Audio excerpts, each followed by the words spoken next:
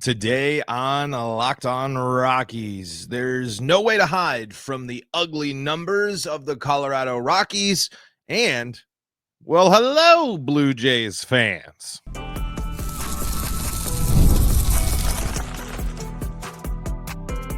You are Locked On Rockies, your daily Colorado Rockies podcast. Part of the Locked On Podcast Network, your team every day. Rock on Rockies fans, welcome into the Locked On Rockies podcast for today, the 8th day of August in the year 2025. I'm your host of the Locked On Rockies podcast, Paul Holden, bringing you your daily Colorado Rockies talk right here on the Locked On Podcast Network, where you can find your team every day. And if your team is the Colorado Rockies, you are in the right spot. Or if you're Toronto Blue Jays fans, apparently you're in the right spot, because that's what we do around here each and every day, free and streaming on your favorite streaming services, bringing you your daily Colorado Rockies talk right here on the Locked On Podcast Network, where you can find your team every day.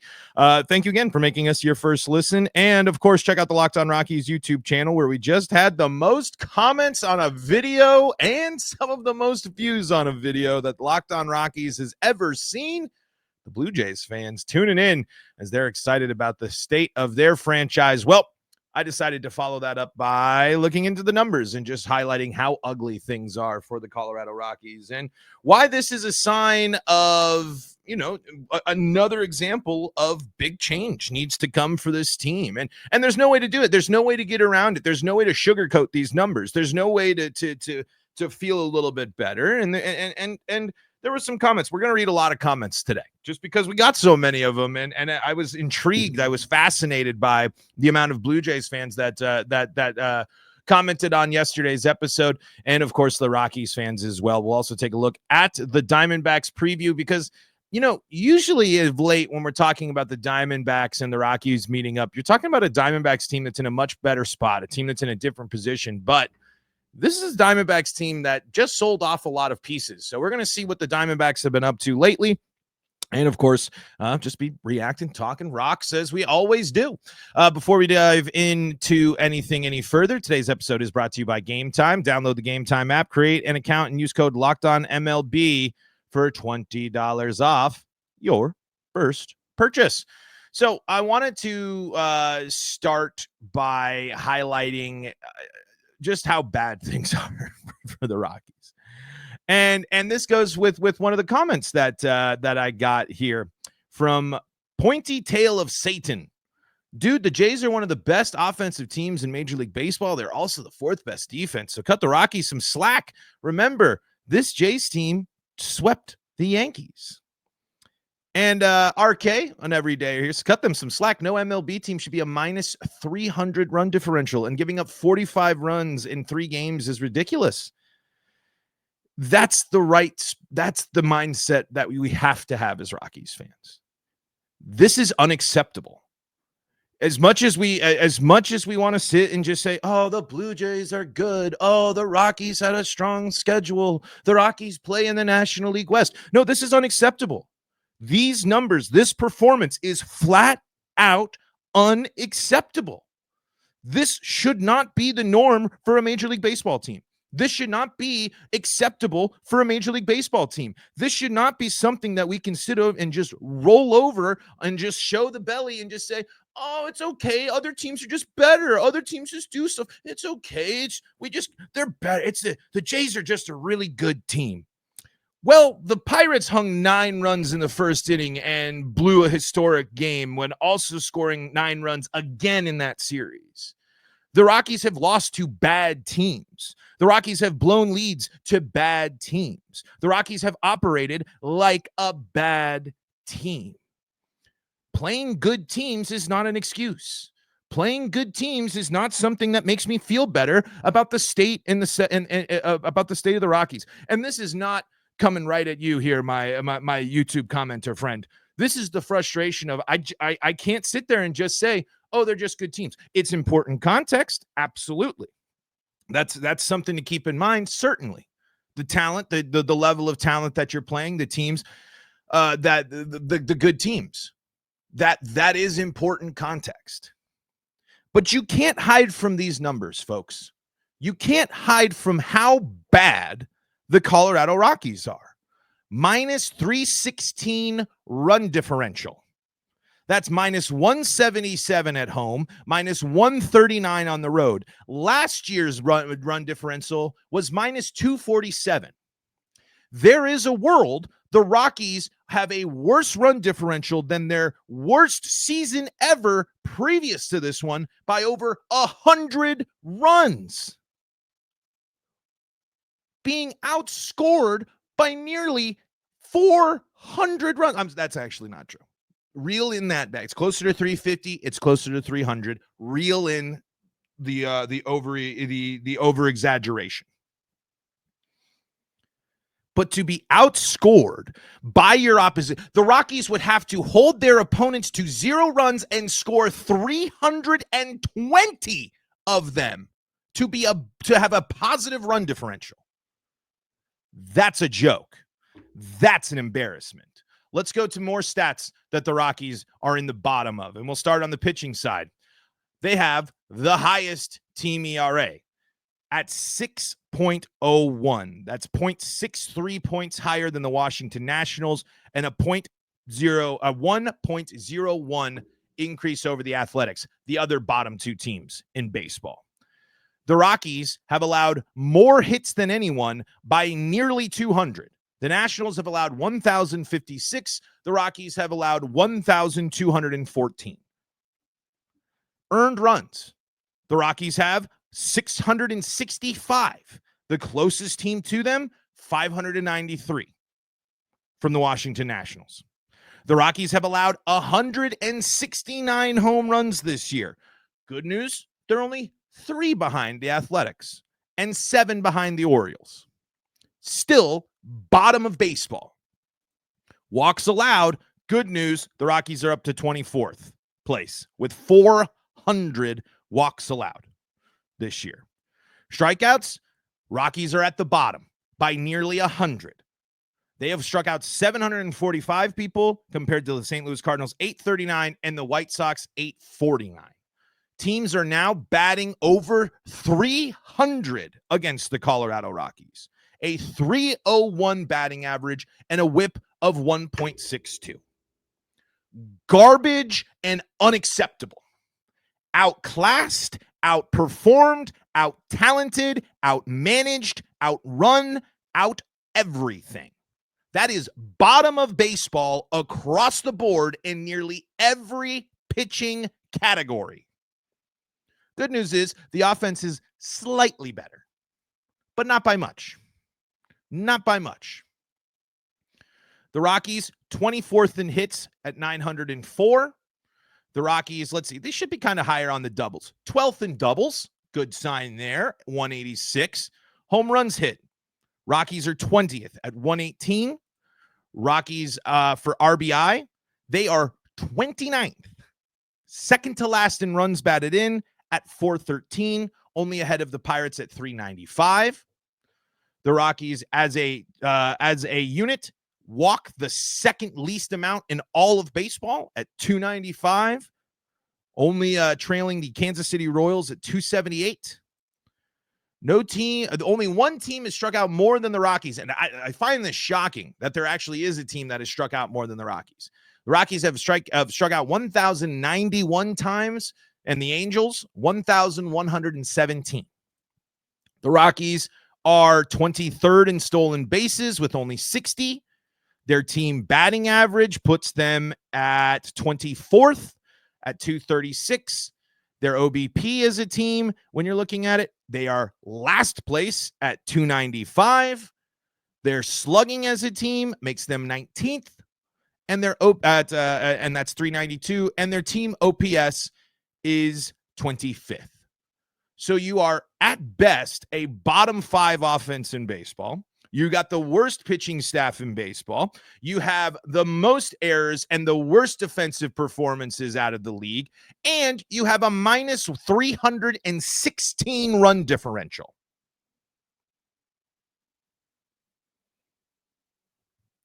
You can't hide from any of that. You can't wave a magic wand and just say strength of schedule NL West at that. that is thoroughly being dominated time in and time out. Yes, the Rockies have played near 500 ball in the second half of the season so far. Awesome. Great little thing to soften the blow. But the numbers emphasize not just how bad the Rockies are, but let me underline in bold how bad the Rockies are. Why are they on a path to be the worst team ever? Because they're last place across the board in just about every statistical category. Not so much on offense. There is some variance there. I guess I can't say that. Bottom of the barrel pitching. Bottom 5 team on offense and one of the most offensive-friendly environments in baseball, calling your home stadium. Being dominated at home, minus 177 run differential there. So I can't just brush off that, they play good teams. Sure, they play good teams. Their division's always been good. That excuse has lost its luster. I don't care if the teams are good. You'd have to figure out a way to compete. You have to figure out a way to develop your players to compete. You have to figure out a way to develop your young arms to being successful. You have to figure out how to get your veteran guys to be able to go back out there and perform and pitch it the way they used to. But instead, it's okay in the Rockies organization to be this bad. There is not a lot of pressure from within that organization to succeed. You just got to go along with the flow. Be part of the crew. Be a yes man, and you'll be good to go. Am I overreacting here? Am I just stating the obvious here? I mean, none of those stats are surprising for you to hear, right? Not a single one. Duh, the team that only has 30 wins is bad at baseball. Great analysis. But you have to keep bringing that up to just hammer home the point of how far behind and how poor of performances that this team has given up. And this is on the wake of 3 winning series at home, a better second half. They still have to build off of that, and they still have to wash away not only a horrific series against the Blue Jays, but a horrific first half. And they have to do it as injuries mount up, as the dog days of summer continue, as you're getting yourself into a situation where the grind and everything gets even worse and worse and worse. Because mentally, as much as this is a unit that's been able to stay strong and have a good clubhouse and vibes and blah, blah, blah, there is no way that this season is not grinding at these athletes at their core level. Because when you're a competitive athlete and you have the drive to be to get to the major league level, losing like this and being embarrassed like this should be unacceptable. And I think it is for the players, but I don't think there's any easy solution to figuring that out. Just going to have to play better baseball, and you're going to have to perform against good teams. You will play playoff caliber teams and teams hungry for the postseason more times throughout this season. Are you just going to lay over and get your ass kicked every single time? Or are you going to show up and do something about it? Because I'd like the Rockies, as much as I like the Rockies beating the middling teams, I like the progress the Rockies have made in some areas. Show me a little something when it comes to these teams, these big name teams, these big bad teams coming into town. Show me something. And it can just be little moments, but that series just emphasizes the embarrassment that 2025 has been for the Rockies. Lots more comments from Jays fans. They did not like my idea, or at least a proposed idea from around, because I didn't necessarily say the Rockies would get it done, of the Rockies getting Bo Bichette. We got more comments we'll read from here, and we will look ahead to the Diamondback series coming up next on today's episode of Locked On Rockies. Before we do that, though, got to tell you about the folks that help make this show possible, and that includes Gametime. If you've been listening to the show, you know I love Gametime, and you know that Gametime's gotten me into some big events in my life. I've gotten into the All-Star Game because of it. I've seen some of my favorite shows and concerts because of Gametime. Why? Because not only do they have great seats, they have great panoramic views, so I know exactly where I'm going to be when I pick my seat, but they have deals up until and even after the event starts. This episode is brought to you by Gametime. Gametime handles all of the stress when it comes to grabbing last-minute tickets. With the money you save on tickets, you can splurge on food, drinks, merch, or even invite a bigger group to come with you. Gametime makes it possible. Gametime makes buying tickets fast and simple. Prices on the app actually drop the closer you get to first pitch, and they've got incredible last-minute deals. Clear seat views, not hiccups in the middle of reads, and the lowest price guarantee that helps take the worry out of buying. Seriously, folks, I can't state this enough. It's a small thing, but when you can see where you're sitting and you're getting not only, hey, look at this view, look at this price, you know you're getting the best deal, the best seat to have the best time at the ballpark, at the concert, at the show, whatever you're looking for. Gametime's the official ticketing partner of Locked On MLB, making it easy to browse the app for an exciting Major League Baseball game. Maybe you're in Arizona trying to go check Rockies, Diamondbacks. Take the guesswork out of buying tickets with Gametime. Download the Gametime app, create an account, and use code LOCKEDONMLB for $20 off your first purchase. Terms do apply. Again, create an account and redeem code LOCKEDONMLB for $20 off. Download the Gametime app today. Last minute tickets, lowest price, guaranteed.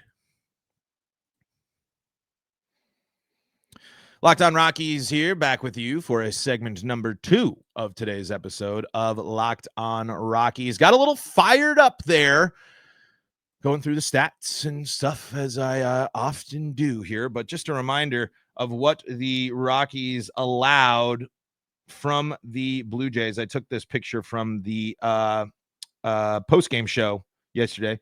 63 hits, 45 runs, 13 home runs, 28 extra base hits, and they struck out under 10%, 9.9% strikeout rate. I think that's one of the things I hate the most. I think that's one of the things that gets me the most frustrated about the Rockies is the inability to strike people out. The inability to put people away, the inability to put the nail in the coffin, the inability to make the pitch, the inability to get the job done. And I know, folks, I know it is an inexperienced team. I get that. But this goes to Kyle Freeland. This goes to German Marquez, Austin Gomber, Antonio Senzatella, all of the veteran pitchers on this team, except for Jimmy Herget. I mean, I'd say he's been pretty darn good this year, more often than not. I think he might be the one exception to this rule right now. But these are the guys that you have to be able to rely on to get the job done. And that's what sucks about the starting pitching right now is it's just when it's 7 runs, 5 runs, 6 runs, God knows what to start the game, even with the problems and the shortcomings you have on offense. It is just brutal to be in a to let up 2 out runs, to not be able to close out innings. That type of stuff just drives me nuts. Let's see here. We got a lot of comments. Like I said, a lot of folks here chiming in about just the state of the Rockies here. Here's what Dan says. As a Jays fan, I do feel bad for the Rockies fan base. I love the uniforms, the stadium. The crazy part, you guys still show up even though you'll be looking at 3 straight years of over 100 loss seasons. My fan base complains that we talk to the big free agents but never get them. At least my team talks to them. Your ownership will not even have a quick chat, and this is in reference to Bo Bichette, because the front office is god-awful terrible. I'm hoping that future players like Ethan Holiday turns into something great for you guys to cheer for and turn around the team. Hoping for it as well. I mean, that's the big thing here. Unfortunately, as that we have to deal with as Rockies fans is we have to sit here and be told time and time again, wait and see, draft and develop. These guys got to go. Once these guys get going, once these guys do these things, I get a little tired of waiting. And I get a little tired of the Rockies developing players and then oftentimes trading them away or not trading them away when they're and an ability to maximize when the guys are kind of Ryan McMahon, a prime example last year. A guy that's not really ever hit the ceiling, not really made any big progress, but still is an effective major leaguer, still has a lot of strengths, strike while the iron's hot. And the Rockies have rarely done that here. Let's see here. Let's see. Ron says you have good reasoning skills. Thanks. I'm a Jays fan, and when the position player was brought in to pitch and basically simply lobbed the ball, it was the first time I felt sorry for an opposing team. There's little joy in shooting a sitting duck. Maybe another time, if a similar situation arose, the Rockies should use a position player who does more than serve the ball up on a silver platter. Otherwise, the twisted mentality seemed to be make it easy for batters to hit home runs, so we do not walk anyone instead. That was also a result of the Rockies having a really short bench, and basically saying we're out of options here. I'm not really even, as much as Nola was throwing it up there. A lot of other issues before that, but I feel you there. Bob's your uncle says got their asses kicked. That was true the first two games, but by the third game they didn't have any ass left to kick. Those kicks were now landing on unprotected bone, and that's pure pain. Felt like pure pain watching that series. And it's tinged in jealousy, right? I mean, and I gotta be, when you're talking about teams to kind of root for, when you're talking about, Rockies fans looking for stuff to root for, it's like, I want the Jays to be a successful team. I this year with baseball, with all the teams that are so interesting, Jays, Mariners, Brewers, there's a whole variety and a crop of teams that are just way more interesting than the big powerhouse teams that we're used to. I'd love to see the Jays keep riding this momentum and riding this wave here and be aggressive, grab their free agents and challenge the other teams in the AL East. I think the Rockies could in ways learn a little bit. The American League East is a loaded division. And these teams aren't similar one to one, but there was a comment here also. Let's see, talking about how what they want the Rockies to do. Let me see if I can find that comment here. Thank you guys. Seriously, we were really struggling last week. We needed this. By the way, you guys need exactly what the Jays built. No superstars, just a bunch of guys with high averages, because in Coors Field, the field is so large that just put the bat on the ball and you have a good chance of getting a hit or even a homer. Where another Jays fan came in and said, Vladdy, Springer, and Scherzer aren't superstars? LOL. From one Jays fan to another. Come on now. I believe what you meant is unselfish players and good chemistry. And that's part of it too. It's the Rockies do need to add a superstar level talent. That's why it's talked about getting Bo Bichette. I mean, everyone's like, what? Why would Boba? There's a bunch of comments on here that I won't get to all of you, but I see all of you saying, why would Bo Bichette go play for the Rockies? Why would he do that? One, guys, money. Hello. Come on. If you're a ball player and you got why is Chris Bryant on the Colorado Rockies? I know you haven't seen him. I know he's not playing. But did Chris Bryant really come to the Rockies for glowing success and a team that was going to be on the verge of something special? No, he got paid. He got the big bucks. So I kind of will push back a little bit on, well, there's no way he'd go there. What if the Rockies overpay him? You wouldn't say no to being overpaid? Would you? I don't think so. But the Rockies need to add talent. But the question is, do they add talent now, or do they have to wait until they do see a little development from some of the exciting young pieces they have? Tovar, Goodman, Beck, who knows what might happen with the possibilities of a Freeman and a Moniak for other options to add some depth of young guys there. And Veen and let alone the other guys that are expected to be making impacts from the minor league system as well. So I don't know. We'll see. But there were so many comments that I wanted to at least bring up some of the stuff here. But we're way late to a break. We got to take our last break here, and we do got to look ahead to the Diamondbacks preview. But all in all, if you're a Blue Jays fan back listening to the show today, really appreciate you guys tuning in and letting me know what's on your mind. Really helps the show, and gave us some good content for today. I like how fired up the Jays fans are and excited for the rest of their season. Let's see what's up next for the Rockies as they head to Arizona. Before we do that, though, got to tell you about the folks that help make this show possible, and that includes PrizePicks. This episode is brought to you by PrizePicks, the daily fantasy platform that lets you turn your football predictions into real rewards. Preseason is already heating up, and college football isn't far behind. It's the perfect time to lock in your season-long, more or less picks for the 2025 football season, all before Week 1 kicks off. Literally, more or less. Find the stat lines. Are you interested in Cortland Sutton touchdowns, Bo Nix passing yards, what you're thinking about the Broncos? You just pick more or less. And you'll see how it goes, and you can see what is. When you're talking about things that I like doing some futures. I like stuff that has a whole season to kind of go, and you can ride the ebbs and flows of the seasons, the ups and downs, the good games, the bad games. I kind of like making these the preseason futures picks here, and that's what PrizePicks is offering here with their more or less picks for the 2025 football season. And guess what? You can even take advantage of the flex play option, which is a total game changer. Even when one of your picks misses, you can still double your money. Download the PrizePicks app today and use code LOCKEDONMLB to get $50 in lineups after you play your first $5 lineup. That's code LOCKEDONMLB to get $50 in lineups after your first $5 play. PrizePicks, run your game.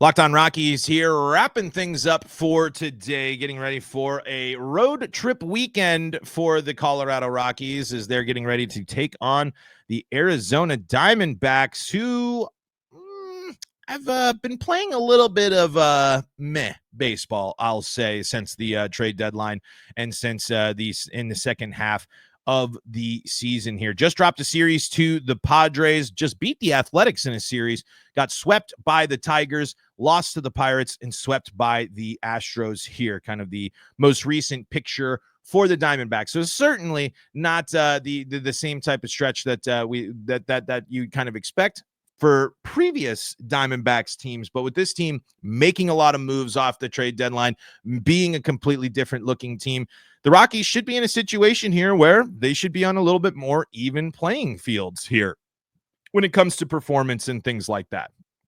This is not the Diamondbacks team that the Rockies saw earlier in the season and beat them in that last series back in May, which is crazy. Is that the last time they played? Okay, no. And then in June, the Diamondbacks beat the Rockies again. So the Diamondbacks have won 2 out of the last 3 series.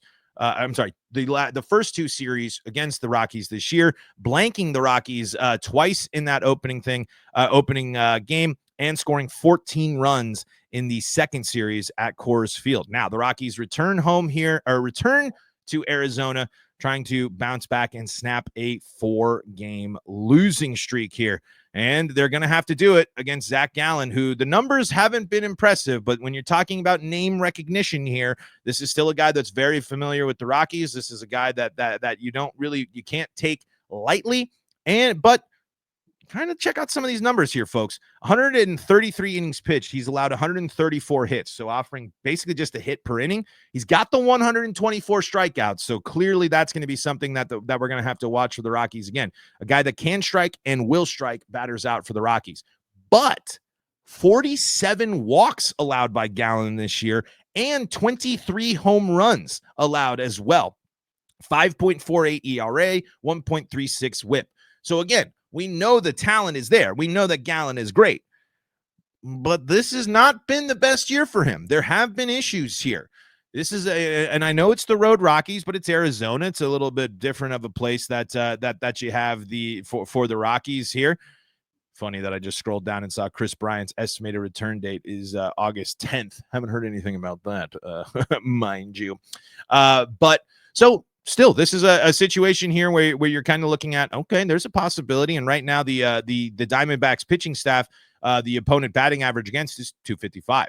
So still, the hill will be very high to climb, especially as you got Austin Gomber here, who is still trying to navigate and figure out straighten out his season here, be consistent and perform a little bit more. 6.18 ERA with a WHIP of 1.60 over 43 and 2/3 innings pitched. He's allowed 59 hits, so well above a hit per inning. 27 strikeouts in that time, 11 walks, 10 home runs as well. The home run bug, we know is a massive problem for Austin Gomber. But this is an opportunity here as well. Not only have the Diamondbacks traded a lot of people, they are looking at 5 people on the injured list as well. But this is a situation here where you're going to have to be able to perform, and you're going to have to go after it, and a chance to even the score a little bit with your rival and with the team that's left you in the dust a bit the last couple of years.